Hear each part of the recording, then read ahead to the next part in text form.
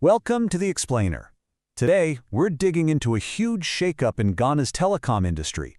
It's a story about a company on the verge of collapse, a government stepping in, and a really high-stakes plan to create a new national champion. Let's get right into it. So let's kick things off with this really powerful promise from Ghana's Minister of Communications, Samuel Nartey George. Now, this wasn't just some off-the-cuff remark. It was a direct message to hundreds of employees at a telecom company called T, who are, facing a pretty uncertain future. And that promise? It directly impacts these 300 permanent staff members. The government has guaranteed their jobs are safe through this whole transition. But that kind of makes you wonder, right? Why were their jobs at risk to begin with? What was going on that led to this moment? To answer that, we really have to look at the warning signs. We're about to unpack the serious financial crisis that pushed a major national telecom company right to the edge and pretty much forced the government to get involved.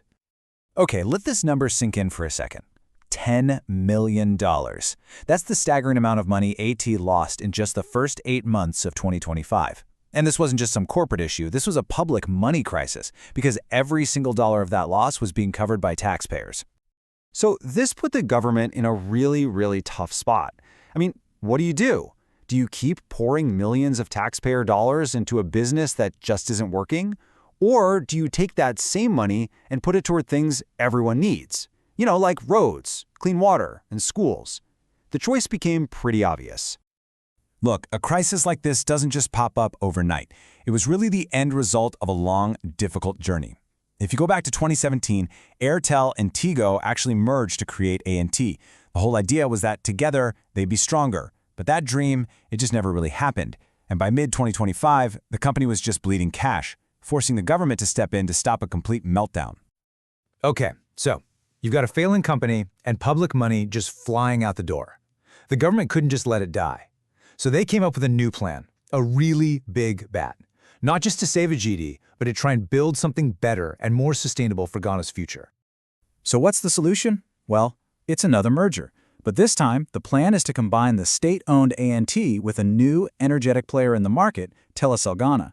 The end goal is to create one single company that's financially solid and can actually compete with the big dogs in the industry. The Minister of Communication really boiled it down to simple logic. Why have two different, struggling networks both paying to use the exact same cell towers? It just doesn't make sense. By merging, they can get rid of all that waste and build a much stronger financial base. It's all about working smarter. So, who is this new partner, Telecel? Well, they're not just some random company. They're a newer player with the backing of a major international group, so they're seen as being nimble and innovative. They're already expanding across Africa, and they're bringing a fresh approach to tech and partnerships into Ghana. A merger sounds good in theory, right?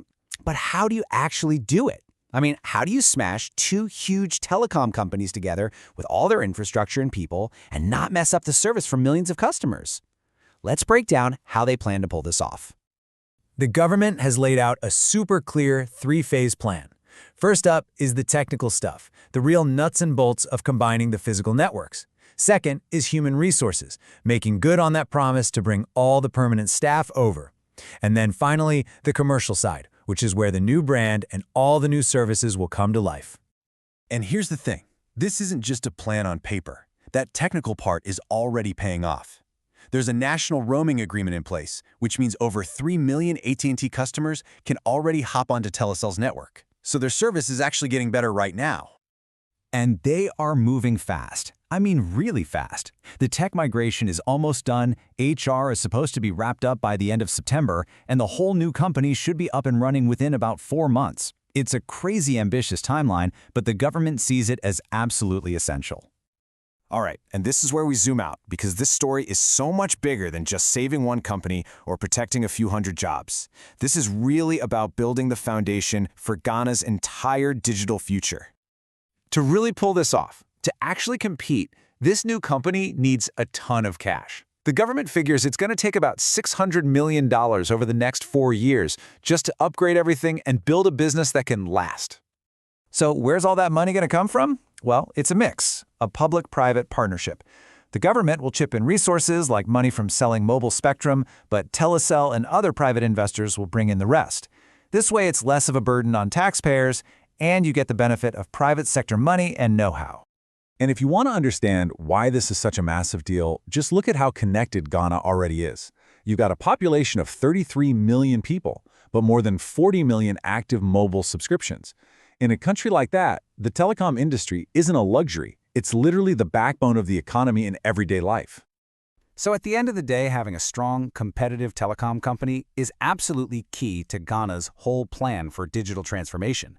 The goal here is bigger than just getting better phone service. It's about closing the digital divide, sparking economic growth, and making Ghana a real tech leader in the region. And that leaves us with one final huge question.